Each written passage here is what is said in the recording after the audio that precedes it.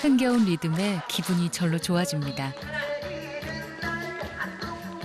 복지관에서 운영하는 여러 프로그램 중에서도 인기가 좋은 체조 수업인데요. 그중 존재감 돋보이는 이 커플. 김봉남 그리고 권정수 어르신은 이곳 복지관에서도 유명한 커플입니다. 올해로 만난 지 14년째. 두 분은 혼인신고는 하지 않고 함께 살고 계시는데요. 여러분 수고하셨습니다. 환영합니다. 여러분 수고하셨습니다. 동거의 형태로 가족이 된 두 분. 조금은 남다른 선택을 한 어르신들의 이야기가 궁금해집니다.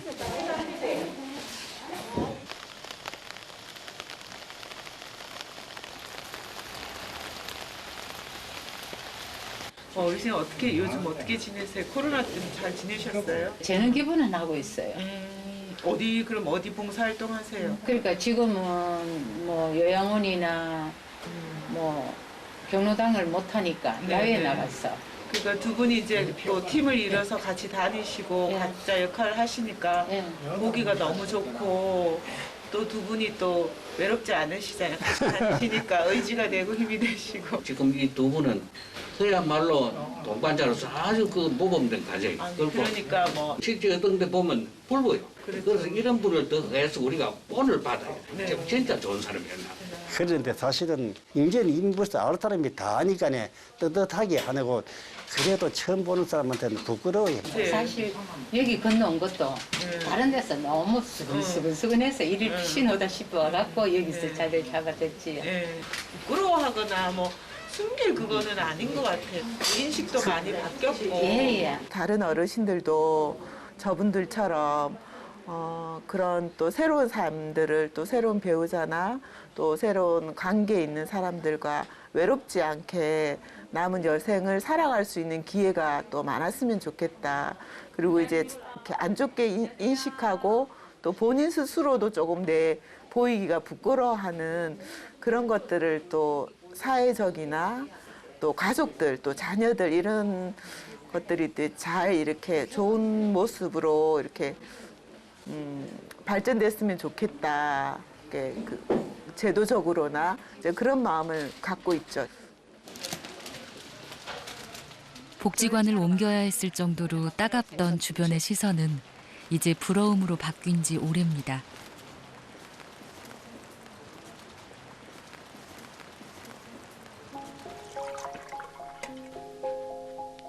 요즘은 코로나19의 영향으로 집에서 식사를 해결하는 일이 잦아졌는데요.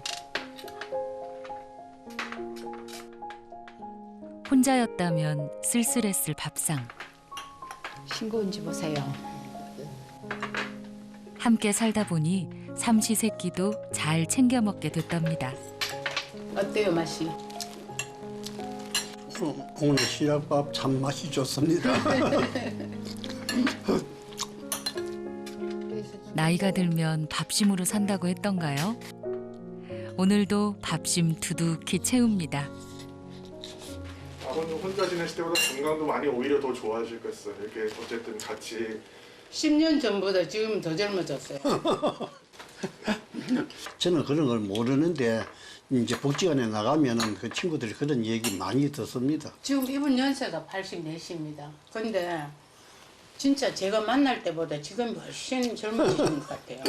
그런 얘기를 들으면 참 내 배우자에 대한 고마움 이런 게 서로 느껴지시겠네요. 느껴요? 응? 고마운 거 느껴요? 뭐, 이 사람은 꼭 그거 표현을 해야 그래, 이게. 경상도사 분들이 이런 거예요. 나이가 많으니까 좀 무뚝뚝하고 잔정은 없습니다. 근데 그게 타고난 성격이라서 잘 고쳐지지를 않아요. 그냥 마음속으로 항상 고맙게 여기고, 또 서로가 어렵게 이래 만나서 이렇게 잘해줘야 되겠지. 이런 생각은 항상 갖고 있는데 그게 꼭 표현 안 해도 하는 행동이 그렇지면 못 느껴요, 그거를. 배우자와 사별하고 조용한 하루하루를 보내던 두 분. 급하게 먹는 거 함께 아니야? 살자 먼저 손 내민 건 무뚝뚝하다던 권정수 어르신이었습니다. 용기를 내 가지고 이제 정식으로 이제 청혼을 구하고 데이트 신청을 하고 이 시기도 굉장히 오래 걸렸습니다. 먼저 우리 애들한테 양해를 구했죠. 이렇게 이런 아저씨 계시는데 어떠냐고. 어머니 돈을 주고 사람을 살 수 있으면 정말로 사드리고 싶은데 그게 아니다 보니까 정말 좋으신 분이니까 친구를 하세요. 두 분만 생각하세요. 자, 이렇게 돼서 저는 승낙을 받았고 또 이제 아저씨도 이제 또 애들한테 말씀을 하시고 혼자라는 그거 있잖아요. 그게 내한테 박혀 있어갖고 그것을 탈피를 못했죠. 근데 이제 아저씨 만나고부터는 아무래도 옆에 사람이 있으니까 좀 힘이 나고 그래서 첫째는 인상도 밝아진 것 같고 그랬어요. 그래서 내가 몇 번 얘기해 어디 가도 기죽지 말고 활개치고 뒤에는 모든 건 내가 다 알아서 할 테니까 절대 기죽지 말고 큰 소리 치고 또 뭐 없지만은 그래도 커피도 한 잔씩 사라고 용기를 막 지금은 그럴 때 비하면은 정말로 물론 본인이 또 뭐 취미가 있어요 그렇지만은 옛날에 비해 가지고는 완전히 공주님 됐습니다. 굳이 이렇게 혼인신고 안 하신 뭐 특별한 이유는 있었어요? 그럼 굳이 혼인신고를 해야 됩니까? 그 맛으로 마음이죠. 네. 양쪽 자식들도 다 인정하는 사이고 하니까. 그런 등본이나 이런 데는 뭐 세대주랑 동거인 뭐 이런 관계 전혀 없어요. 그런 거 없으시죠? 예. 따로 완전히 따로 돼 있어요. 예. 법적인 관계는 배제하고 동반자로서의 삶만 택한 두 분. 덕분에 자녀들도 덜 무겁게 관계를 받아들일 수 있었습니다. 수가 네. 출장 갔다 왔어? 아니 지금 기차. 아 기차 아니야. 괜찮아요? 아 힘들겠네. 여보세요. 아저씨 바꿔줄게. 네.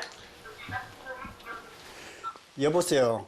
네. 아이고 비와가지고 어디 다니시기도 힘드시겠어요. 아니 이제 해줬는데 이제 다 끝났어 이제. 네. 식사는요. 식사 준비하셔야 되겠어요. 아 이제 여기 집에서 다 밥 먹었어. 네. 식사 맛있게 하시고 저녁에 운동 우산 쓰고라도 운동 좀 하세요. 그래 고마워. 네. 잘 뵙겠습니다. 알았어. 잘 들어가. 네. 몸이 아플 때나 그죠? 그럴 때 옆에 사람이 있는 거하고 없는 거하고 차이가 많이 나고 또 자식들이 생각할 때 부모가 혼자 있다는 거하고 누군가 같이 계신다고 할 때 자식들 마음이 제일 편안하답니다. 원치 않는 혼인신고를 하지 않았을 뿐 지난 14년간 두 분은 서로의 삶 속에서 가장 가까운 가족이었습니다. 나는 그래요. 좋은 점 60을 볼 때 안 좋은 점도 40%는 있다.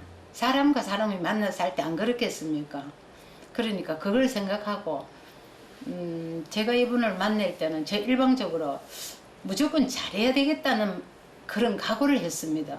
한 사람을 보냈으니까 한 사람한테라도 정말 잘해야 되겠다는 생각을 가지고 만났는데 사람이 살다 보면 또 언짢은 일도 생길 수도 있고 또 좋을 때도 있고 그걸 다 참고 나가야지 어떻게 하겠습니까? 그러니까 저는 주위에서 그럴 때 만나라 무조건 만나라.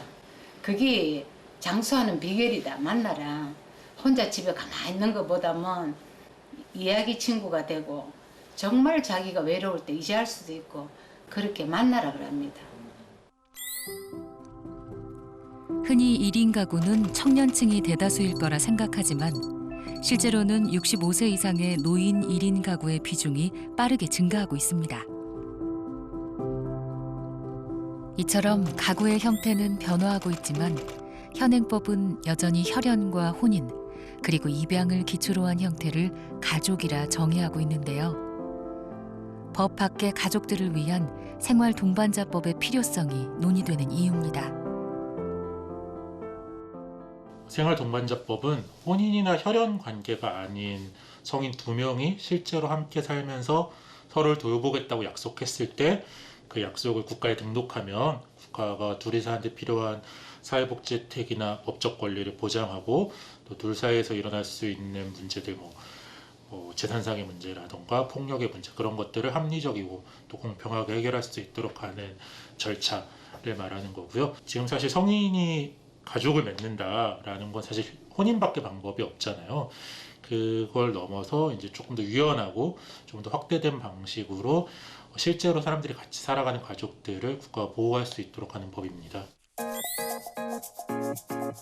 청년 세대에서는 이미 높은 비율로 생활동반자법의 도입을 찬성하고 있는데요.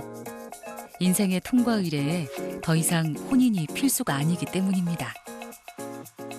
1인 가족이나 혹은 또 서류상으로 1인 가족이지만 실제로는 동거 생활을 하는 사람들이 굉장히 많이 늘어나고 있었는데 그런 것들에 대한 제도도 없고 터부시되면서